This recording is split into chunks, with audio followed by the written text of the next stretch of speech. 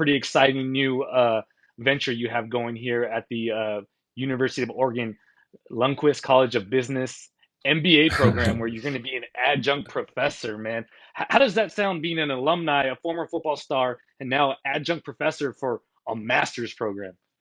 One, it's an honor. I think just going to the University of Oregon and my experience as a student athlete, and then being able to graduate with like a sports marketing degree, getting an internship at Nike, it's kind of just like a full circle to leave as a student athlete and then to come back as a professor. And, for me, the biggest thing was to kind of give back any knowledge and information I have to the next generation, or just those that are passionate and looking to get into that space. So yeah, it's definitely a different experience standing in front of 24 to like 28 year olds saying basically, hey, you can call me instructor or Professor Strong, which is wild, but I'm honored. Yeah, and before we even get to that point, you mentioned the outside of just being an incredible opportunity to share your experiences at the global powerhouse when it comes to sportswear that is Nike, with kind of like the best sportswear program also in the country when you think about the University of Oregon. I know I was listening to your podcast, Jabari's podcast, the second half, which you can listen to on streaming platforms, and you're kind of breaking down your story and your rise in your career there. And you mentioned that Phil Knight himself helped you secure your first Nike internship. And I couldn't help but think that because of your journey being an Oregon Duck and then all of your success at Nike, that outside of it just being a great opportunity to be a professor at a powerhouse program, there's something about that Ducks family that makes you want to give back, right? Yeah, absolutely. Again, I didn't get to where I got to by myself. And so for me, always being someone that just is into sharing and or trying to gain as much information as I can and as much game as I can. That was one of the things that I wanted to go back for. And like a lot of the conversation had started around me just asking, why isn't Oregon's academic side possibly as innovative as its athletic side? If you think about Oregon, the uniforms, the facilities, and all of that, those resources are still around for the academic side, or at least to be known for, well-rounded, innovative or school program, college. And so that's where, again, having these relationships, being still tapped in down in Eugene, and just having like good friends and I would say mentors as well as peers got me back to teaching on campus. Yeah, it's interesting that you say the innovation that we see on the field as fans or on the court. That those same resources are available to people who eventually transition from the court or the field. What was your experience like at this same college that you're now going to be a professor at? What was your experience like there as an undergrad? The experience was dope. Like I got still, the friends that I met in college are still some of my best friends today. Um, my career didn't go as well as I wanted it to go. It was definitely plagued with a lot of injuries or a lot of nagging injuries. So coming out of school, you know, instead of kind of trying to chase a dream, which I was just listening to a podcast the other day, and they're like, the reason why you shouldn't say chasing a dream is it means that there's something running away from you. And for me, it kind of felt like that. It was like I was trying to chase a football career in the NFL, which was a childhood dream.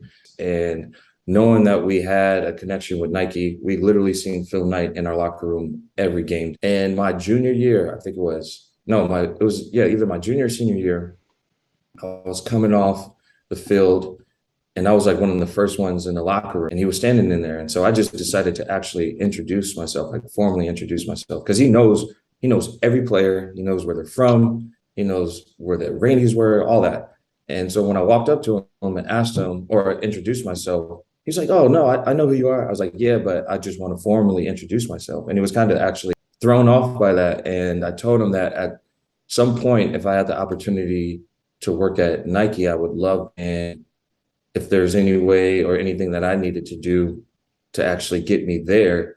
And he responded with just reaching out to who was a former athletic director by the name of Bill Barco, or Jim Barco, sorry, Jim Barco, to meet with him the following week after the game. So it happened on a Saturday when I had spoken to Phil Knight. I probably walked into that office on a Tuesday or Wednesday, we sat down and we came up with a plan of how, I can make my way up to Nike through an internship.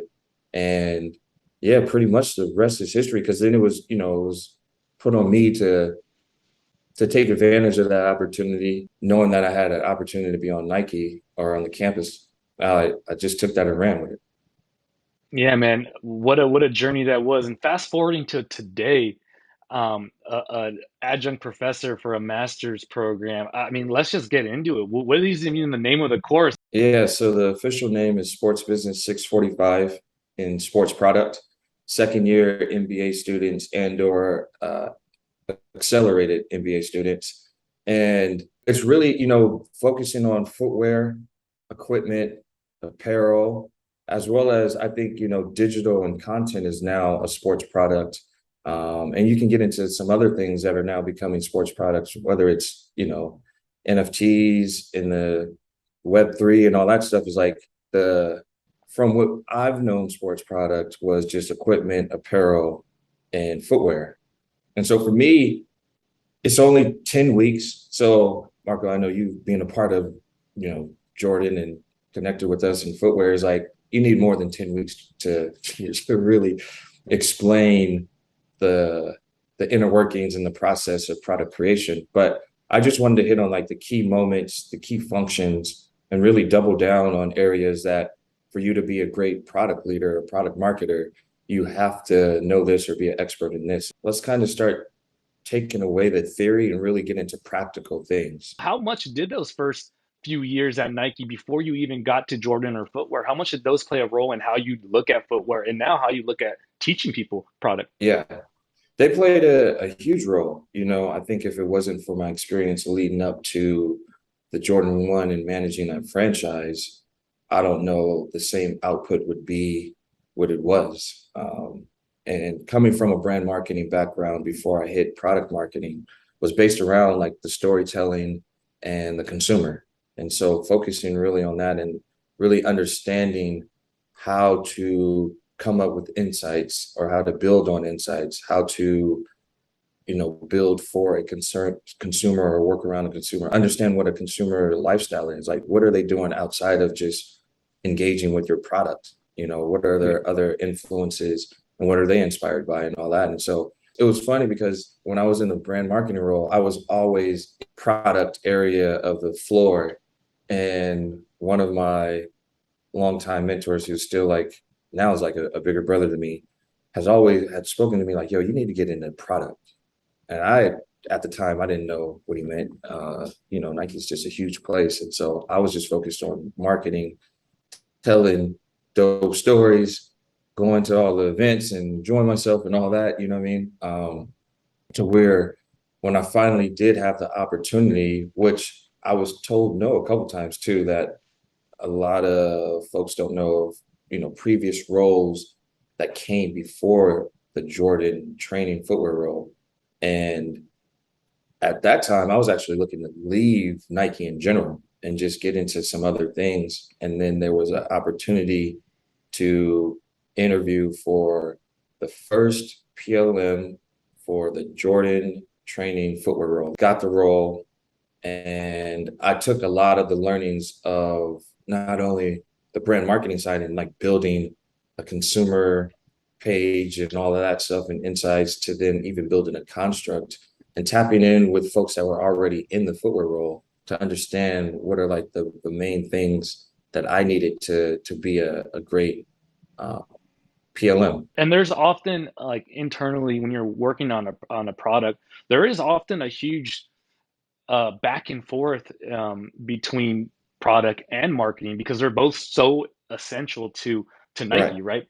Nike is one of the best marketing companies in the world. At the same time, they're one of the best footwear companies in the world, or sportswear companies in the world. Like for example, when I was there, I got really lucky working on the comms and marketing side of things because I was working with guys like you and other people on the team who understood the power of storytelling beyond the making the Right. shoe. And I just remember geeking out anytime I met with product because you're looking at like just as a sneaker person, you're looking at okay, here's the next 10 shoes for the next Right. 6 months. So part of you is like, oh shit, I just want to see it because I can't wait to put it on. The other part of you is like, oh, I'm trying to understand their vision and make sure that that gets translated in the most authentic way possible.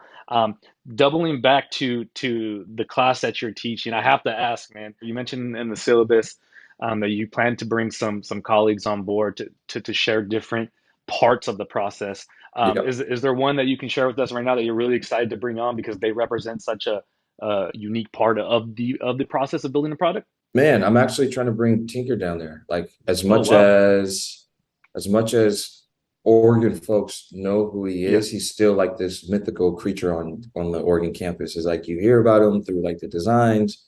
You may have seen him at a game or teaching or some like speaking event, yeah, but like to have him come in and hopefully speak for like an hour, hour and a half. I think that's the benefit I do have of coming from Nike and the network I was able to build is folks like him.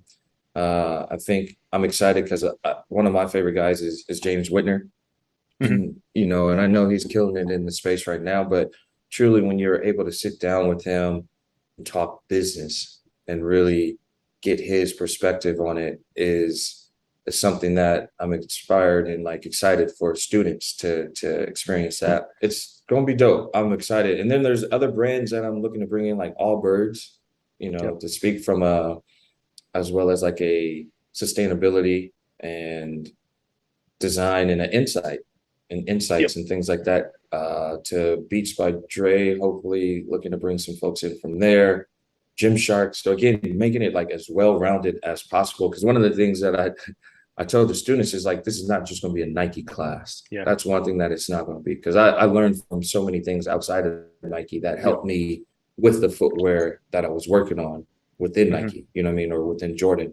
Yeah, I was taking a look at the NBA program's website, and I noticed that there is a lot of brand diversity in there. There's a part of the 2 year program. I think there's a trip to Under Armour headquarters. There's a trip overseas to factories in Asia. Yeah. There's different speakers from different brands, and I thought that was really cool because you think about Nike, you think about Oregon, and you automatically kind of like, all right, I'm gonna learn a shit ton of cool Nike stuff here. But it's dope Right. that they're really diversifying that to say, hey, like our priority here is not to make Nike better by itself. Our priority here is just to make better footwear product Right. professionals so the whole industry as a whole can benefit. And then Yep. obviously competition is good too, right? Like I would imagine if this program that you're teaching leads to awesome designers and footwear product people at different brands, that's just a win for the program because it shows how well rounded you guys are building it. And it's not Nike focused. So I thought that was pretty cool too.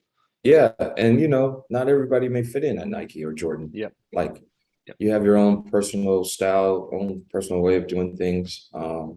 It's just really what brands and places that fit for you and work for you. Yeah, we just recorded a podcast last week where we kind of touched on how competitive the space is right now in a good way. Like, I can't remember a time in my life where this many footwear brands have been this on fire at the same time. And Yeah, like one person's success isn't necessarily hurting somebody else's. I'm sure it's affecting numbers at a very like high level, but like everybody is putting good stuff out right now. And the main winner of that is the consumer, right? right, right. Yeah. And I think, me being an ex-athlete, like that's cool just because the competitive side of me is like, Yep. hopefully these brands and these people in these roles are actually, competing to create the best product out in the marketplace. What you said, like the best reason or the ones who are really winning, my fault, are the consumers. So I think it kind of just levels up the competition across all brands and for people to really be on their P's and Q's on how they're building out the product, the stories that they're telling, making sure that it's authentic, all of that stuff, like the details and what's really put into it, so that you're not only just making the brand better, but you're making the marketplace better and product better.